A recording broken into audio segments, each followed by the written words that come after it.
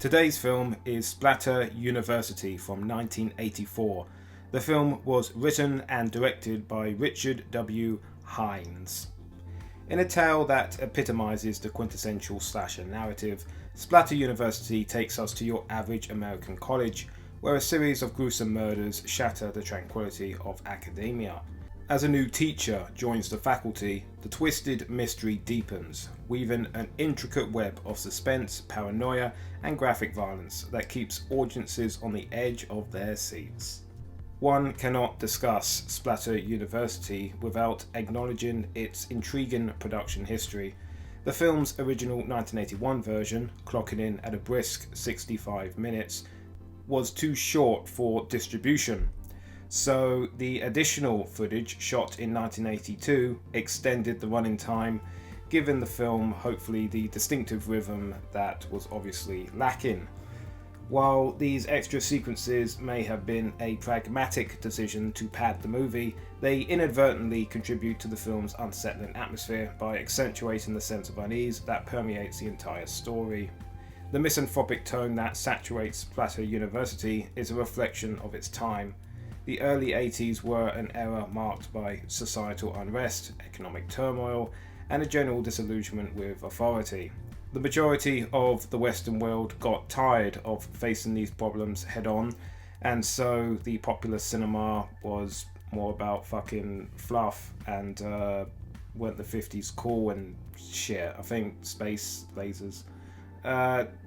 So this pervasive mood found its way into the horror genre instead, and Splatter University harnesses it to create an unsettling ambiance that encapsulates the era's anxieties. The film's low-budget aesthetic, now a hallmark of cult classics, adds an authentic layer of grit and rawness that transports us back to the days of VHS rentals and midnight screenings. Very much a Troma presentation, Splatter University has over-the-top dialogue, very cheap gore, and very scuzzy looking film grain, all of which combines to make it a real mood. Simply put, a real mood. That mood comes from authentic pre-Giuliani New York locations. The actors bring in their own clothing to the production, because on productions like Splatter University, Casual Friday is every day, and its uneven tone, often veering into black comedy but never fully committing, actually helps the atmosphere and engagement in a rare occasion where I have seen a lack of creative vision actually benefit a viewing experience. In conclusion, like most obscure slasher films from the 80s, Splatter University's main appeal lies in its time capsule qualities.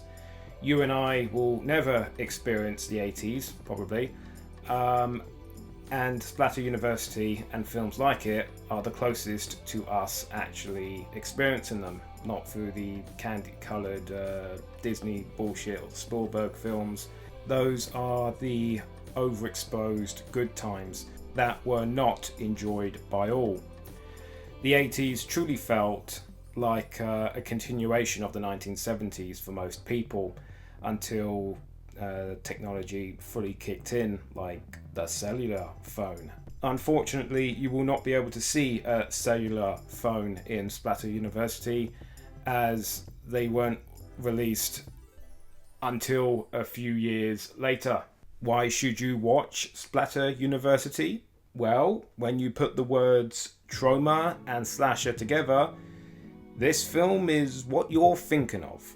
Other Troma distributed slasher films like Girls' School Screamers, whilst that film is quite a decent film in itself, doesn't feature as much over-the-top acting and just general sleaze as you would expect from Troma. Splatter University does offer that. It is not a super gory film, it is not a super nudity filled film, but it has that mood. Like I said, it has that Troma mood to it. So if you really want to see a Troma slasher, then you can't go any better than Splatter University, simply put. Thank you for watching. Please like, comment and subscribe. Tomorrow's film is Murder Weapon.